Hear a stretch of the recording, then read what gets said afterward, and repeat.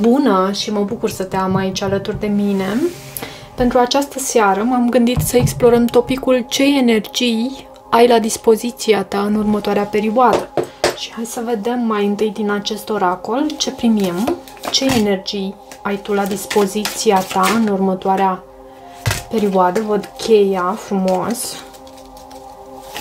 Ce mai avem pentru tine?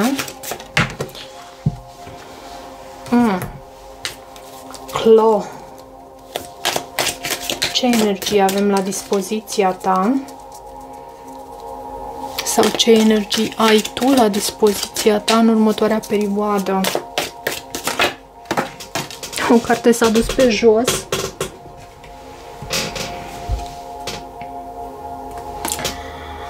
Ok, hai să vedem, să încercăm să găsim și interpretarea lor. Văd fericire la baza pachetului, ceea ce vine înspre tine în următoarea perioadă și e minunat lucrul acesta. Această carte era prima și văd hamacul. Poate îți iei o vacanță, fie din punct de vedere fizic, fie din punct de vedere mental. Îți iei o pauză, ok? Și e minunat lucrul acesta, mai ales dacă îți poți permite lucrul acesta. Îți iei o pauză pentru a medita, pentru a te recupera, pentru a gândi și a analiza lucrurile din viața ta și pentru a găsi soluții acolo unde poate nu merg așa cum ți-ai dori, pentru a avea parte de creștere, pentru a avea parte de evoluție și toate acestea. Văd aici un îndemn pentru tine să te întorci la lucrurile de bază cumva și aș vrea să clarific acest card. De asemenea, un alt îndemn cu această carte, cu această gheară, ești îndemnat să fii atent, nu îți asuma anumite riscuri în următoarea perioadă și eu știu pentru următoarele 24 de ore și chiar dacă îți asumi riscuri, tu îți asumi riscuri într-un mod calculat, într-un mod matur, ok? Succesul. Un rezultat cu succes la ceea ce înseamnă problemele tale. Uite, am să îți arăt și ție. Successful outcome to your problems.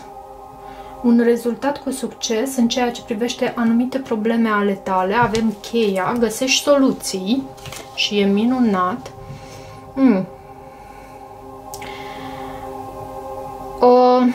Poate fi vorba și despre o detașare, despre o plecare a cuiva, pentru că văd acest inel spart. Și fie este o detașare, o plecare a cuiva în planul acesta amoros, dar poate fi și în afaceri, cumva ne despărțim, lucrurile nu mai pot funcționa între noi, nu mai lucrăm bine împreună. Poate fi și așa. Vreau să, așa cum am spus, aș vrea să clarific folosind tarotul cu ce anume te îndeamnă sau în ce domeniu te îndeamnă tarotul să te întorci la lucrurile de bază. În ce domeniu ar trebui să te întorci tu la lucrurile de bază? Go back to the basics. 9 de spade. Poate în privința vindecării tale, pentru că și asul de bâte. 9 de spade este o carte a stresului, o carte a... Poate chiar acel moment în care te simți că treci prin acea noapte a sufletului, acel moment în care nu mai știi de ce să te agăți pentru a ieși la suprafață și pentru a putea respira acea gură de aer care să îți aducă speranță și credință și încredere că lucrurile se vor îndrepta, parcă îți pierzi și din speranță. Poate e bine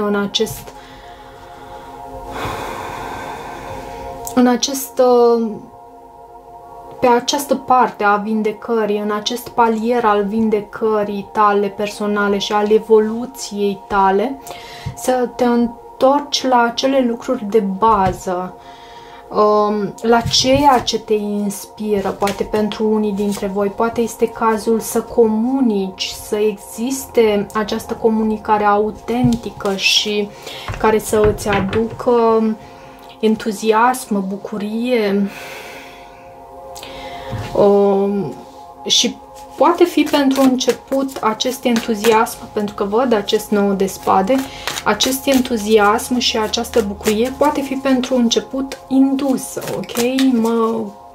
Chiar dacă simt că sunt trasă de toate forțele negative în jos, îmi găsesc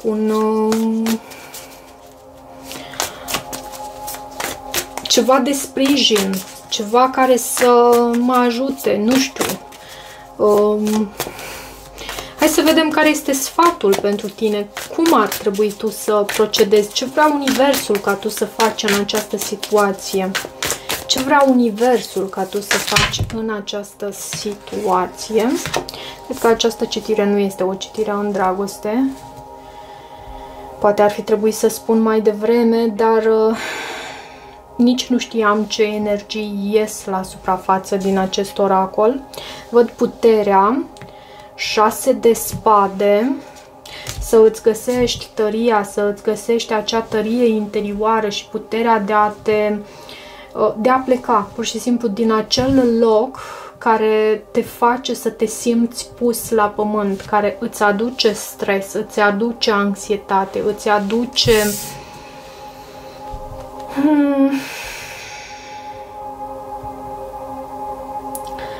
acel sentiment că îți pierzi până și speranța, că parcă pentru tine lucrurile nu mai pot funcționa. Când ajungi în acest moment, pleacă de acolo. Să îți găsești puterea și tăria de a te ridica și pleca de la masa unde poate ești vorbit de rău, de la acea masă unde tu nu ești primit așa cum meriți. 4 de monede, pajul de monede, regina de spade, spânzuratul și moartea. La baza pachetului văd cavalerul de monede și această găsire și recurgere la ultimile tale fărâme de forță interioară, care oricum se va recupera, te vei simți din nou cu forță și tărie și putere. Doar că acum văd o perioadă în care, la unii dintre voi, nu știu cât rezonează cu toată lumea, o perioadă în care este foarte important să îți găsești puterea, tăria, de acolo de unde nu e, să îți găsești puterea, tăria de a pleca, de a ține de energia ta și la energia ta mai ales, și nu îți va fi ușor să pleci, nu îți va fi ușor, vor exista persoane care te vor, cum să spun eu, vor exista persoane care vor încerca să te țină pe loc și atunci când, știm lucrurile acestea, nu? Atunci când noi încercăm să evoluăm, când noi încercăm să obținem ceva mai mult pentru viața noastră, când vrem să avem parte de creștere, se găsesc acei oameni care te trag înapoi, adică unde crezi că te duci, unde îți este locul tău, de ce să vrei tu mai mult de la viața ta când eu sunt aici în mocirlă, stai aici cu mine și îți va fi greu, îți va fi un proces care va fi de durată. Dar ai acest cavaler de monede care este o persoană de încredere și cred că te reprezintă pe tine. Este o persoană care este hotărâtă, este perseverentă, este consecventă.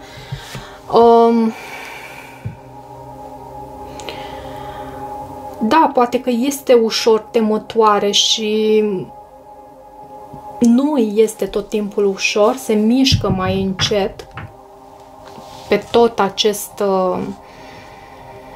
sau în tot acest proces și vei întâlni și va trebui să îți setezi granițe, să lupți chiar pentru independența ta și pentru ceea ce îți dorești tu de la viața ta. Simt că sunt persoane în jurul tău care se interpun și care își vor dori să te țină blocat, blocată.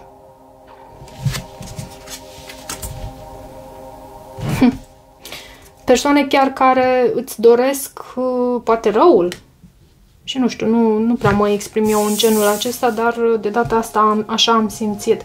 În ceea ce vrea Universul de la tine este să pleci de la acea masă unde tu nu te simți în siguranță, ești stresat și este un stres și nu este un stres superficial, este unul profund, este unul care îți provoacă anxietăți de-a dreptul, să pleci, să îți găsești tăria și să te îndepărtezi. Fără a-ți asuma niște riscuri din acelea nebunești, pentru că văd acest îndemn, fii atent, nu îți asuma riscuri, pentru că da, și face sens, are sens ce se întâmplă acum pe masă. După ce am discutat aici, sunt persoane de care e posibil tu să te desparți, poate de unii definitiv. Văd acest parting of the ways in either romance or business. Poate chiar persoane apropiate. Fii totuși atent ce vrea să spună acest card. Ce vrea să spună? Nu, invers, trebuie să țin pachetul. De ce acest card? Be careful, do not take risk. De ce acest card? Pentru că am văzut ce vrea Universul de la tine.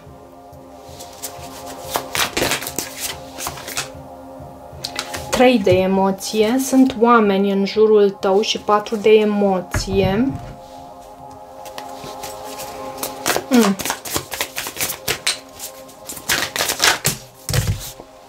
Nu, acestea nu am să le primesc, dar am să primesc acest card, care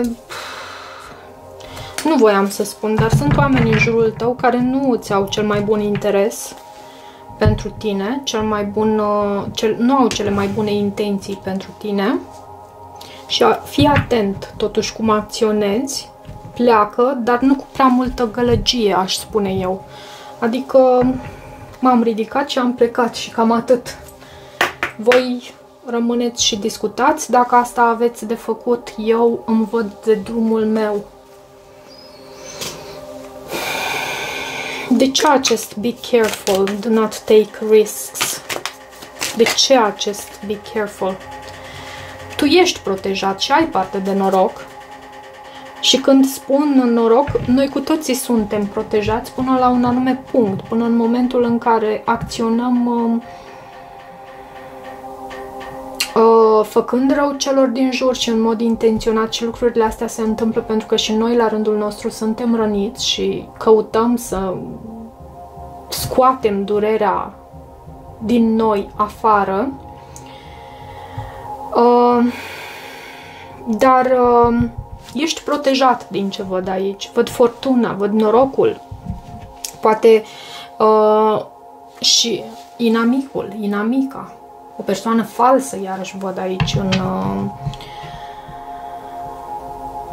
în energia ta, în viața ta. Posibil cu această persoană să vă despărțiți, să o luați pe drumuri diferite.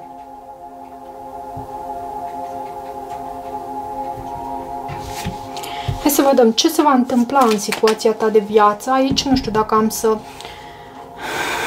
E ca și cum ar fi un dat. E acest îndemn din partea Universului de a te îndepărta de tot ce reprezintă toxicitate în viața ta și fără gălăgie, fără prea multă dramă, dimpotrivă, dacă se poate deloc, mă ridic, îmi găsesc forța, tăria și plec. Hai să vedem ce urmează în viața ta, ce energii sunt disponibile ție în următoarea perioadă. Ce energii sunt disponibile ție în următoarea perioadă? Domestico. Poate petreci mai mult timp în familie, cu cei foarte apropiați. Domestico, cam asta îmi transmite. Poți să ai de a face cu o astfel de persoană și ce este cu această persoană, ce se va întâmpla în această dinamică, dacă este vorba despre o persoană, ce se va întâmpla aici.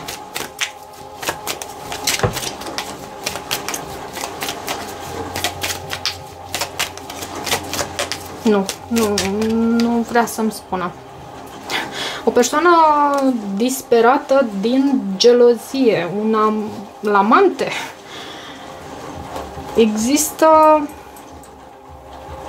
mai multe persoane aici. Ce se întâmplă?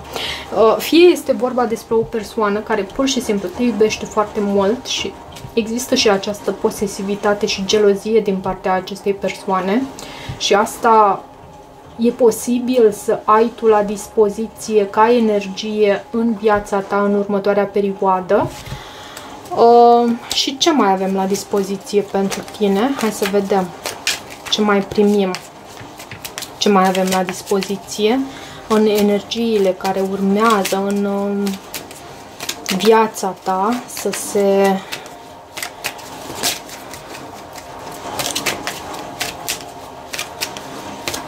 concretizeze. Hai să vedem ce mai avem la dispoziție pentru tine.